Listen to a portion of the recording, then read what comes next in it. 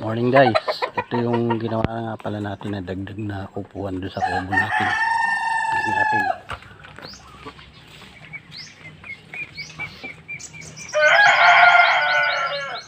Yan po.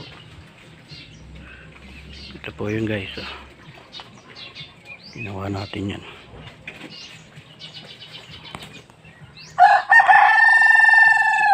Katapat po yan ito.